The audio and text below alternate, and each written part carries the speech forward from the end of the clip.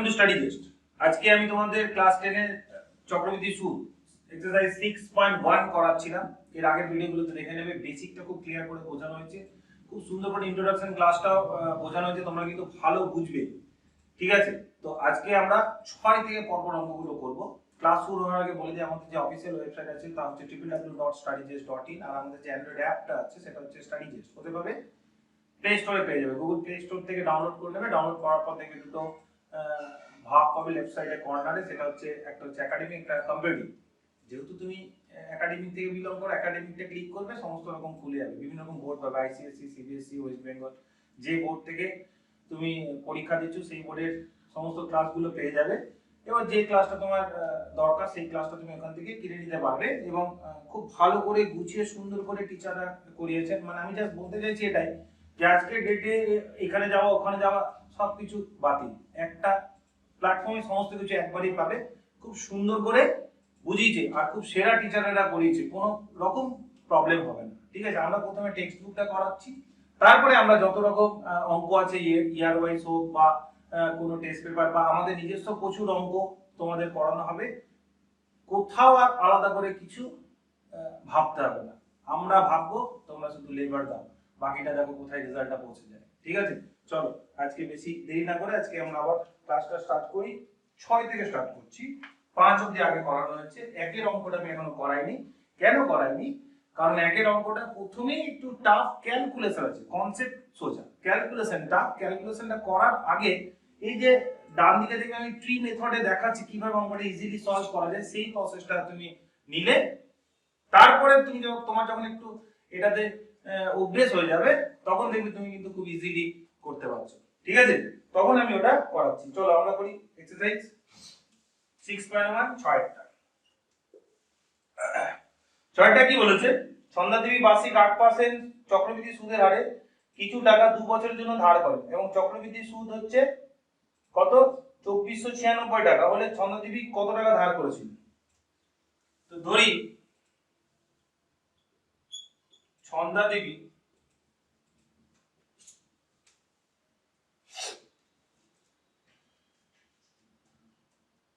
কত পার্সেন্ট বার্ষিক সরল সুদের হারে? 8%। তাহলে বার্ষিক 8% সরল সুদের হারে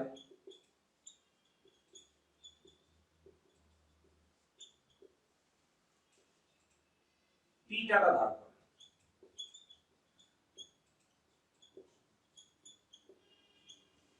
সরল সুদের হারে 2 বছরের জন্য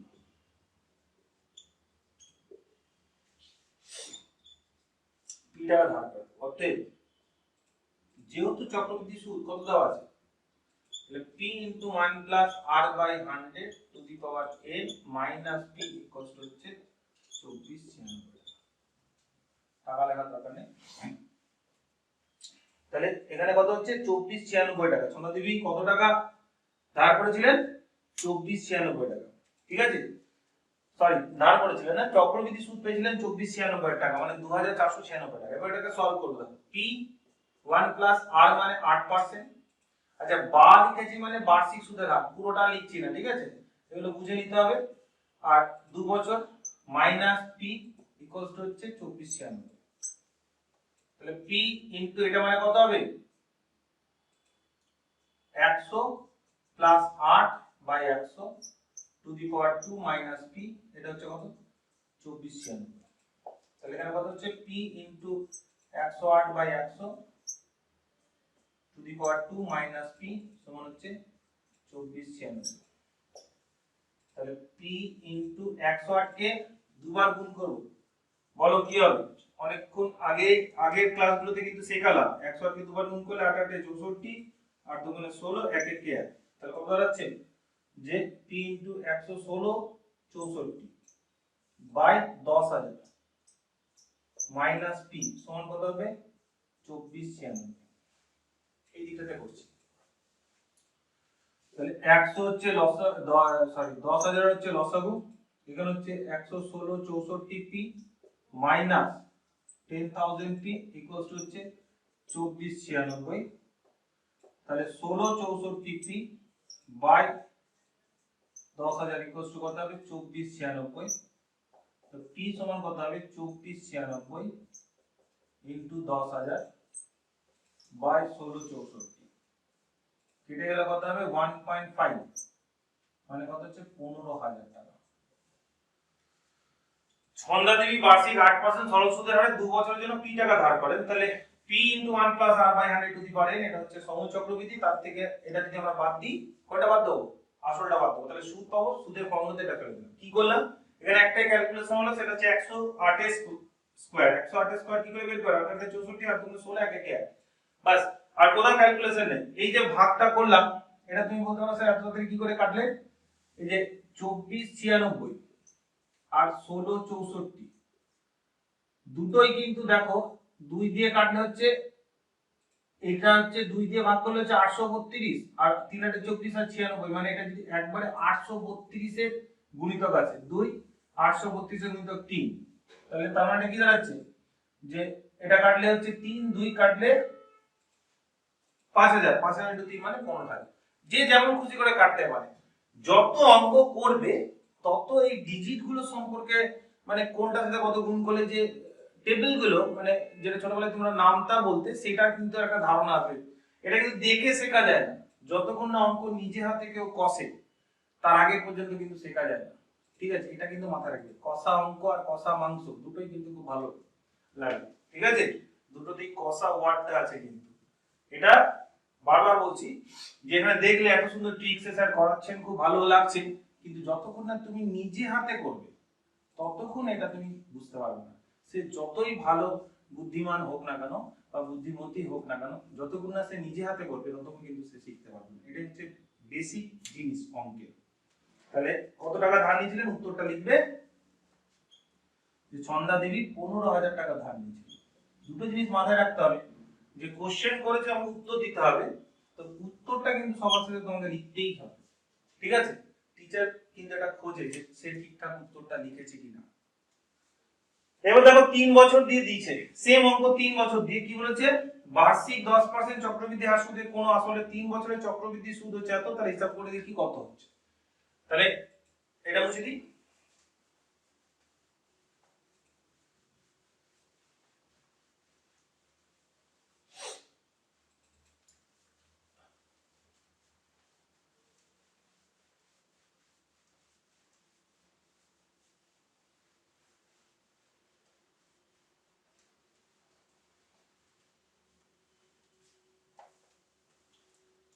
নাম্বার 7 কি বলেছে? যে বার্ষিক 10% চক্রবৃদ্ধি সুদের হারে, ঠিক আছে, সুদে কোন আসলের 3 বছরের চক্রবৃদ্ধি সুদ হচ্ছে 2648 টাকা। তাহলে ধরি আসল সমান টি টাকা। বার্ষিক সুদের হার কত দেওয়া আছে? কত পার্সেন্ট হারে দেওয়া আছে? 10%। চলো ঠিক আছে। সময় কত দেওয়া আছে? বার্ষিক সুদের হার ব্র্যাকেটে আর লেখো। সময় কত দেওয়া আছে? টি। টি না, এটা এন হবে। ঠিক আছে, চক্রবৃদ্ধি সুদ 3 ইয়ার্স। আর চক্রবৃদ্ধি সুদ কত দেওয়া আছে? ব্র্যাকেটে সি আর সমান কত? কত দেওয়া আছে? 2648।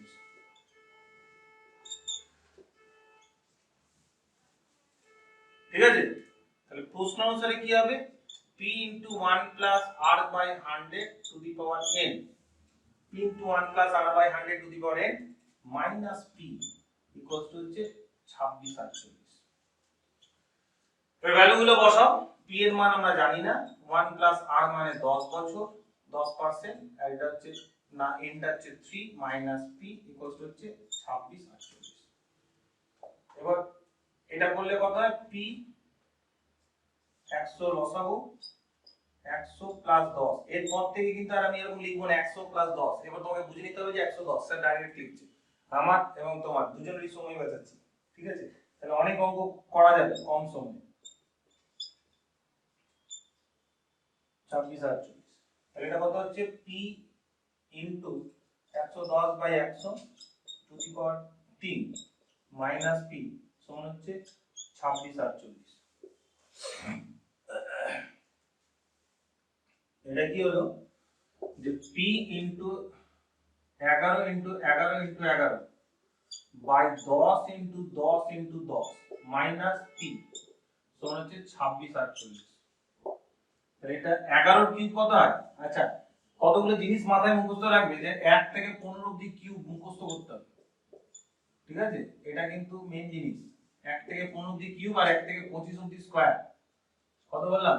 1 থেকে 25 অবধি স্কয়ার কিন্তু তোমাকে মুখস্থ করতে হবে খুব ভালো করে যদি ম্যাথ করতে চাও। এগুলো বেসিক জিনিস, ঠিক আছে? তাহলে p এর 11 কিউব করো 1331, ঠিক আছে? আর বাই 1000 মাইনাস p সমান 26 48। এটা লসাগু হচ্ছে 1000, তাহলে 1331 p মাইনাস 1000 p সমান কত হবে? 26 48। কিছুই করছি না, এখান থেকে এতদূর পর্যন্ত নরমাল জিনিস শুধু লিখতে হলো, লেখাটা অবধি ওয়েট করতে হলো। ক্যালকুলেশন কিন্তু মনে মনে হয়ে গেছে যেটা 110 বাই 100 আসবে, তোমার হয়ে গেছে আমারও হয়ে গেছে, কিন্তু লিখতে হবে, না লিখলে হবে না। তো লিখলাম, তো এটা মানে হচ্ছে 1331 পি। এটা মানে কত? 1331 পি, কারণ 11 কিউ মানে হচ্ছে 1331, তার থেকে হাজারটা বাদ যাবে মানে 331 পি। কি আসছে? 331 পি বাই 1000 সমান কত হবে? 26 48। তাহলে p সমান কত হবে? 26 48 ইনটু 1000 বাই 331। এটা কাটলে হয় 8, তার মানে 8000 টাকা হচ্ছে আসল। তাহলে কোশ্চেন করেছে কি যে কোন আসলে 3 বছর এটা, তাহলে আসল সমান উত্তর কত লিখবে? আসল সমান হবে 3000 টাকা, সরি 8000 টাকা। আসল সমান কত হবে? 8000 টাকা। ক্লিয়ার হলো ব্যাপারটা? দুটো অঙ্ক একই প্যাটার্নে, ঠিক আছে? তাহলে আশা করি এটা বুঝতে পেরেছো, আশা করি না বোঝার কিছু নেই। এবার দেখো আমরা করব 8 আর 9 সেম, ঠিক আছে? তাহলে 6 7 কিন্তু একই, একটা 2 একটা 3, 8 আর 9 একই, একটা 2 একটা 3 বছর, 10 11 একই, 2 আর 3 বছর, 12 13 একই, মানে প্রত্যেকটা অঙ্ক একবার 2 বছরে দেওয়া আছে, একবার 3 বছরে দেওয়া আছে। 2 বছরের গুলো ইজি ক্যালকুলেশন, 3 বছরের গুলো ইজি ক্যালকুলেশন, যদি ট্রি মেথডটা তোমার জানা থাকে, ঠিক আছে? যেটা শেখাচ্ছি ওই আগের ভিডিওটা অবশ্যই একবার দেখে নেবে, ওখানে কিন্তু খুব সুন্দর করে বোঝানো হয়েছে যে কিভাবে তাড়াতাড়ি ক্যালকুলেশন করবে। এই অঙ্কগুলোর মেইন জিনিসই হচ্ছে ক্যালকুলেশন ফাস্ট, আর কিছুই নেই অঙ্কগুলোতে। কনসেপ্ট ক্লিয়ার সবার? যে p * 1 + r / 100 to the power n, এটাও বুঝিয়েছিলাম যে p * 1 + r / 100 to the power n টা কেন আসছে। যদি আলাদা আলাদা বছর হয় তাহলেও বা কি করবে, সবই এক্সারসাইজের মধ্যেও আছে, আমি দেখাবো। আগে বেসিক জিনিস আমরা এক্সারসাইজটা করে নিই, তারপরে কিন্তু আমরা যত টাইপের অঙ্ক হয়, মানে আমি অনেক আলাদা আলাদা অঙ্ক করাবো, সেই অঙ্কগুলো কিন্তু তোমার যত কিছু অঙ্ক আছে সব কভার হয়ে যাবে। মানে তুমি অন্য কোনো একটা বই কিনে নিয়ে আসলে বাজার থেকে, যে স্যার এই অঙ্কটা দেখো, ওইখানে যে অঙ্কটা টাইপ আছে, ডেটা আলাদা হতে পারে কিন্তু প্যাটার্নটা একই হবে। মানে এখানকার এই অঙ্কগুলো করলে ওটাও কিন্তু তুমি নিজেই পারবে, তখন বুঝতে পারবে যে যেখানে মানে শিখছো স্টাডি জাস্ট, সেখানে কিন্তু খুব ভালোই শিখছো, ঠিক আছে? এবার আমরা করবো কোনটা? করবো হচ্ছে আগেরটা। চলো এটা মুছে দিলাম।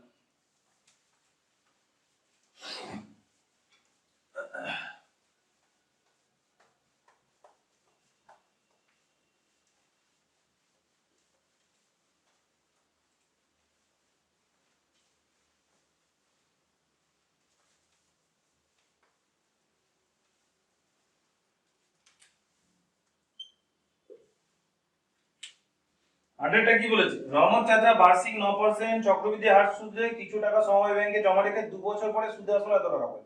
রহমত চাচা কত টাকা সমবায় ব্যাংকে জমা রেখেছিলেন, আর কি বলেছে যে কত টাকা রেখেছিলেন। তাহলে আমরা আগে লিখে নিই আসল টাকাটা। ধরি রহমত চাচা টাকা জমা রাখেন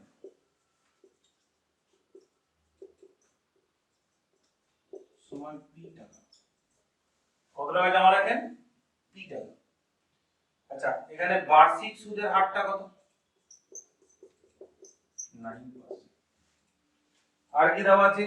সময় কত? n সমান 2 বছর। আর কি? সুদে আসলে সুদে আসলে কত টাকা রেখেছে?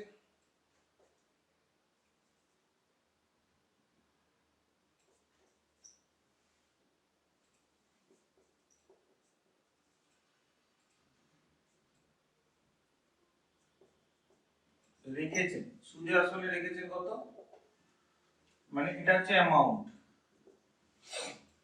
আচ্ছা সুদে আসলে রেখেছেন না, সরি সুদে আসলে পেলেন কত টাকা পেলেন? 29,702 টাকা 50 পয়সা। 29,702.50। তাহলে রহমান চাচা পি টাকা রেখেছিল ধরলাম, বার্ষিক 9% হারে, সময় হচ্ছে 2 বছর, সুদে আসলে এত টাকা ফেরত দেবে।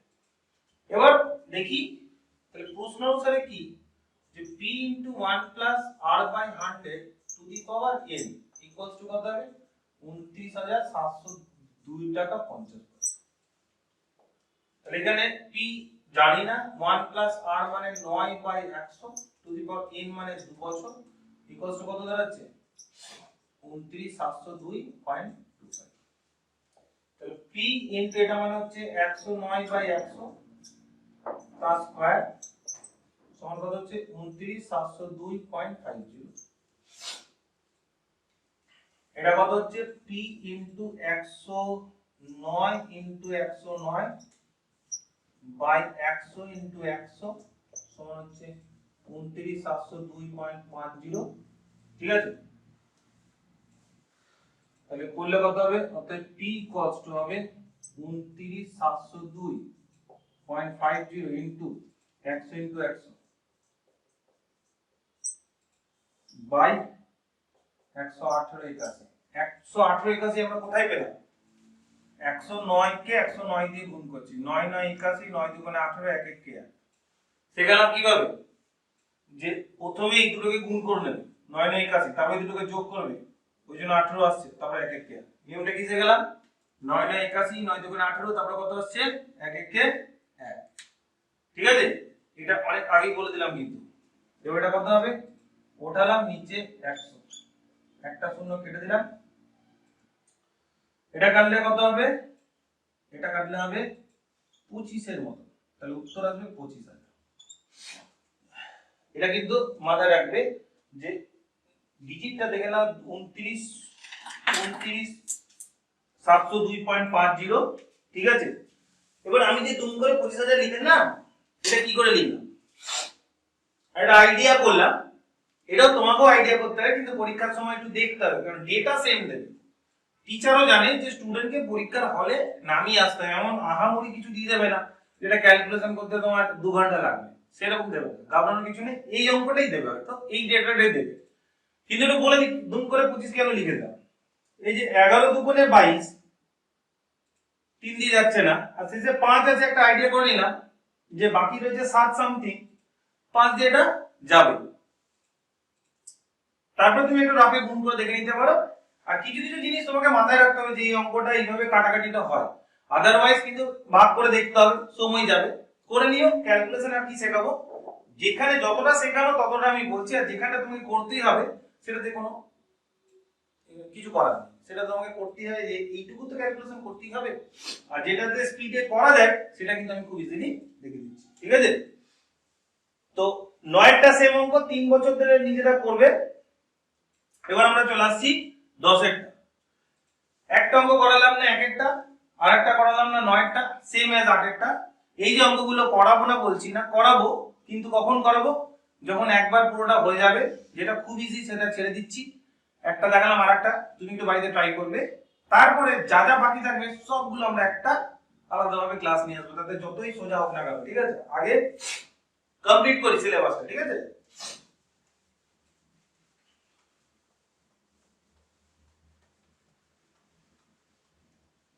আচ্ছা উত্তর লিখবে, কিন্তু যে 25,000 উত্তরটা কিন্তু আলাদা করে লিখতে হবে, উত্তর না লিখলে ভুল। ঠিক আছে, টিচার একটা কোশ্চেন করেছে, তার একটা উত্তর তোমাকে দিতে হবে।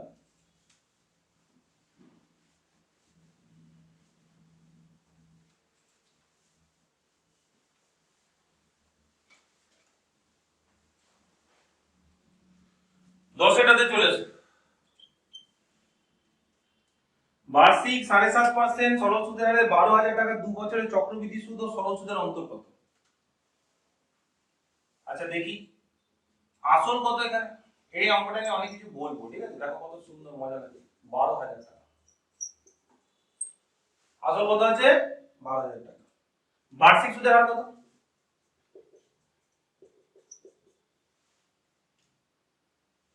7.5%।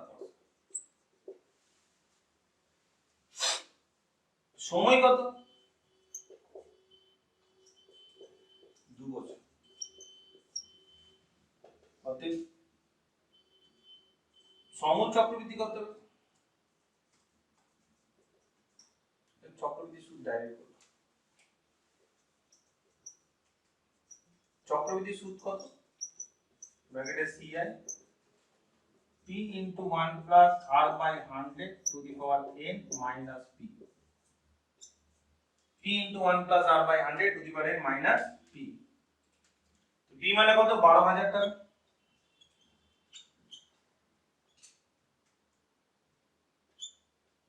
ওয়ান প্লাস আর মানে কত? 7.5 by 100 to the power 2 minus 12,000 টাকা। ঠিক আছে, তাহলে এখানে কত দাঁড়াচ্ছে? 12,000 টাকা ইন্টু, এটা যদি তুমি যেভাবে খুশি করতে পারো, 100 হচ্ছে লসাগু, 107 সরি লিখছি আগে, হ্যাঁ 100 প্লাস 7.5।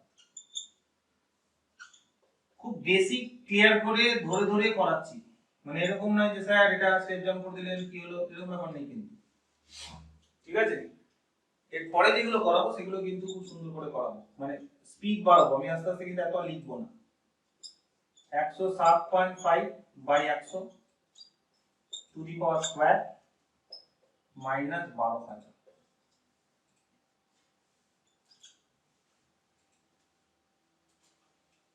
তো 12,000 ইন্টু 107 কে দুবার গুণ করতে হবে,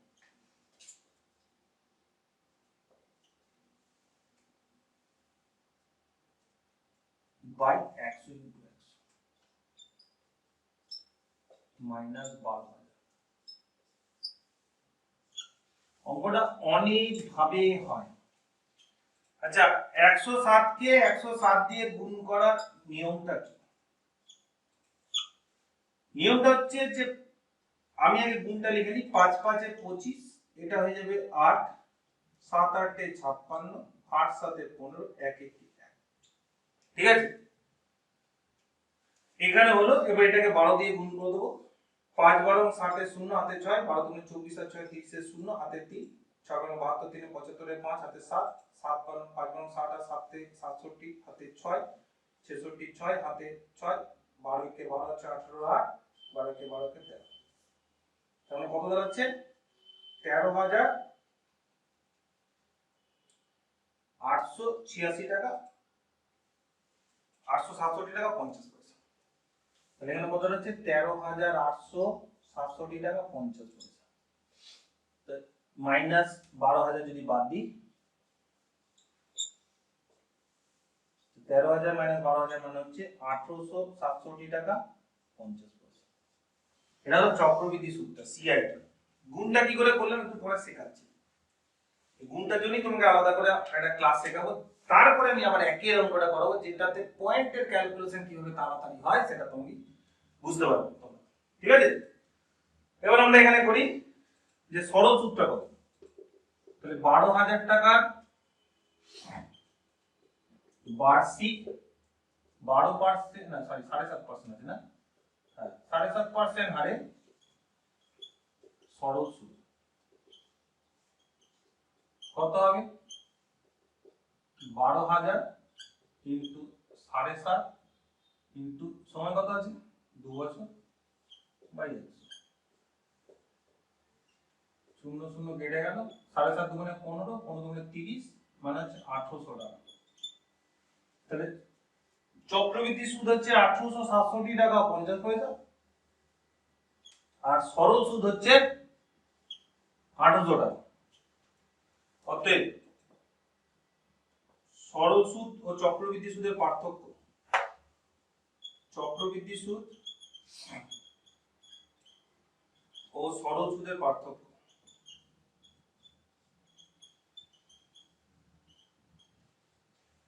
কত হবে? 67 টাকা 50 পয়সা মাইনাস 1800 টাকা, তার মানে 67 টাকা 50 পয়সা। ক্লিয়ার হলো? কি করলাম? চক্রবৃদ্ধি সূত্রটা বার করলাম ফর্মুলা করে, এখানে একটা গুণ আছে, গুণটা একটু পরে শেখাচ্ছি। আর কি করলাম? এই গুণটা করলাম আর এটা সরল সূত্রটা বার করলাম, তাদের পার্থক্যটা বার করে দিলাম, এই গেল অঙ্কটা। এটার উপর অনেক কিছু আছে, ঠিক আছে? সমস্ত কিছু আমরা নেক্সট ক্লাসে নেক্সট ভিডিওতে নিয়ে চলে আসবো, গুণটা আর তারপরে কিভাবে স্পিডে করা যায়। আজকে আপাতত এইটুকুই থাক, নেক্সট ততক্ষণ পর্যন্ত ভালো থেকো, সুস্থ থেকো, টাটা।